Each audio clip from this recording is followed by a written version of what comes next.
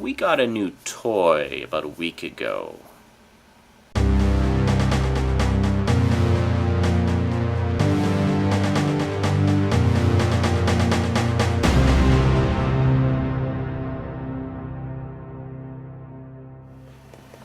That's right, folks. At long last, I got me a PS3. Oh, look at the reflection. Hi, how's it going? Yes, got a PS3. So I have been playing this like till dawn every day. It's actually become pretty bad. In fact, I'm pretty sure that's why I have a cold, because I haven't quite been getting enough sleep like I should be, because I've been all excited playing with the new toy. So you're probably wondering what games I got. Well, let's take a look, shall we? This, of course, is a PS2 game. I have a bunch of the arcade video game collections. Yeah, I have emulated versions of most of them too, but I actually prefer to get them on the consoles so I can play with my controller and play them on the TV the way they're meant to be. So this is Title Legends 2, which has a lot of good stuff. And that's basically the last PlayStation 2 game I bought recently, and probably the last one I'll buy for a while. So, let's see what we got here. We'll go in order. So the first one I got was actually one of the first PS3 games, Resistance: Fall of Man, which is a really good first-person shooter, which basically, you know, you versus a bunch of alien mutant creatures. Good stuff. Good stuff. Graphics are really good. Now, of course, I don't actually have a high-def TV. I just have the standard def flat screen. But even on that, you can totally see the difference between the PS3 and the PS2. Way more detail in the characters and environments in the PS2. Like, just more polygons and stuff, so you get a lot more depth to it. And then, of course, the Simpsons game, which I actually just finished last night. No, I don't have 100% completion. I'm probably never going to have 100% completion without using cheat codes to just unlock everything. I mainly just wanted to play it for the story anyway. I'm not really big on, you know, collectible hunts.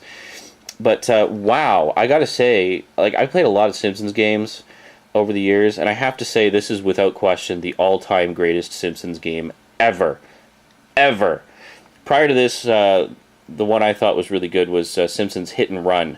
Not to be confused with Simpsons Road Rage. Simpsons Hit and Run used some of the same elements from Road Rage, but had a lot more depth to it. It was much more of a, you know, bigger game, better story, stuff like that. But this one, if you're looking for like the ultimate interactive Simpsons experience, get this. It's a great game. It's available for basically everything, just all across the board. And then we got The Darkness, which I actually haven't played yet because I was too busy playing Simpsons.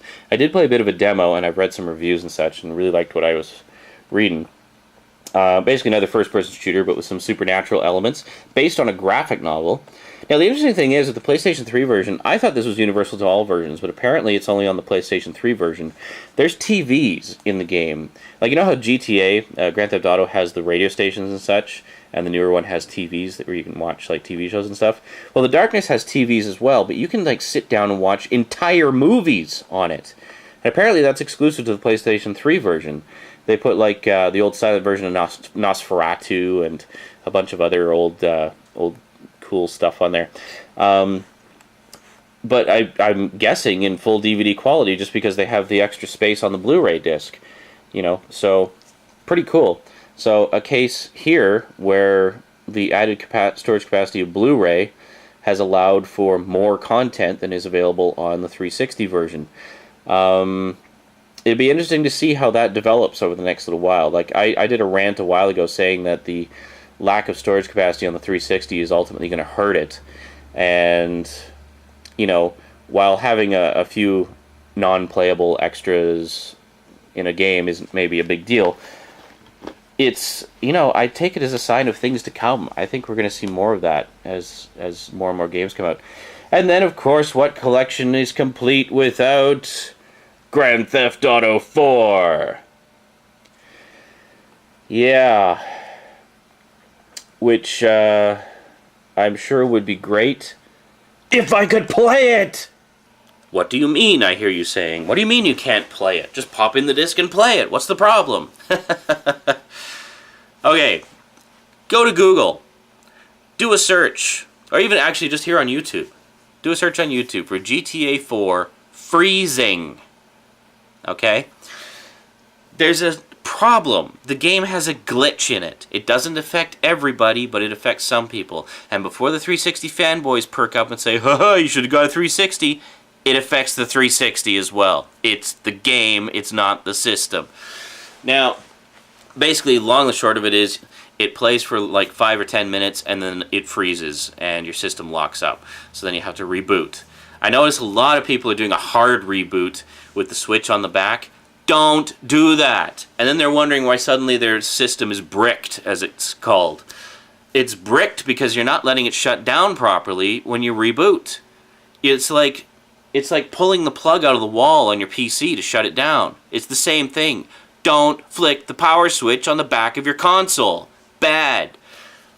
Because I found that even when it's frozen, I can still use the soft reset. Like, you just hold it down for a few seconds and it reboots. And that's fine. But don't go flicking the switch. That's why your systems are getting bricked, because you're not letting it shut down properly. God, I can't believe people still don't know that. Keep your fingers off that switch. There's a reason why it's in the back, because you're not supposed to frickin' touch it. Anyway, so basically the long and the short of it is Grand Theft Auto 4, there's been a number of people, like literally thousands of people, who have been unable to play it on their systems, or who have had their systems ruined by it because they've been frustrated and not shutting down properly when it freezes, or maybe they weren't able to shut down properly and that's why they were doing it. I don't know. In my case, I guess I was lucky. I was at least able to shut down properly when it froze. But there's a lot of people that are having this problem, and apparently Rockstar is working on a patch to fix it, but they're still trying to figure out what exactly is causing the problem. There was a patch released earlier this month, beginning of May, but all it did was fix some issues with multiplayer. It didn't fix the freezing issues. So then the speculation was that the fix would come from Sony with the next firmware upgrade. So there was a firmware upgrade recently, which I downloaded and installed. No go. I actually had all those things installed before I even played it for the first time, so I don't know what's going on. So then they said, well, shut off your internet. Maybe it's the internet causing it. Shut off all the internet options. Nothing. Still freezing after 5 or 10 minutes of gameplay. It's very frustrating. Very frustrating. So basically, at this point in time, holding out for a patch for a little bit. If there's no news, like, I don't know, in the next week, I've still got the receipt. I'm just going to take it back to the store, exchange it, and I'll buy it later when they work out the bugs. There's talk that they may release a fixed version for both the 360 and the PlayStation 3 when the PC version comes out. I don't know. It's all speculation, rumor, and hearsay at this point. We actually really haven't had a lot of official news. But it's very frustrating, because that Grand Theft Auto 4 was one of the reasons I bought a PS3. You know, that was like the system seller for me. I mean, I was going to get one anyway, but that was sort of the clincher. It was like, ooh, GTA 4 is out. Okay, it's time to buckle down and get one and just, you know, join the new generation. But, yeah. Very disappointed. But that's okay, because at least I've got my other 3 games to keep me busy. I mean, Simpsons alone has kept me busy most of the week. Great game, once again. Resistance Fall of Man has kept me busy most of the week before that.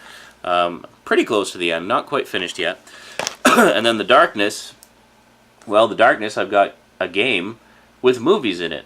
Now think about that. You got a game where you can watch TV as your character in the game and like watch a movie. So it's like Super Couch Potato Deluxe X. You know, I think it's just crazy. But you can do the same thing in GTA 4. Actually, one of the things I was able to do before it froze was sit and watch some TV for a bit. And there's a lot of, they've got like a buttload of radio stations, as they always do, and they've got a bunch of TV stations too, which is pretty cool. So yeah, come on Rockstar, get that patch out, fix it. I want to play the game I just plunked $60 on, you know. So anyway, and then of course I got tons of DVDs to entertain me too. And I got YouTube. I got all you guys. So yeah. So sorry I've been away for so long, but as you can see, you know, I've had a lot to occupy me in terms of entertainment. And also, Rosie and Annetta and I have been doing a lot of stuff too. So, family comes first. So, we've been having lots of fun. And yeah, I guess that's about it. Now, I remember at the end of the last the Voltron DVD review, I promised that my next one would be a rant, and it will be. That one is coming. But I thought because it was such an unintentional long gap between my last video and this one, I would at least give you some kind of an update before I get into the next reviews. Excuse me. Alrighty, well that's it from me for now. So until next time, thanks for watching, and sayonara.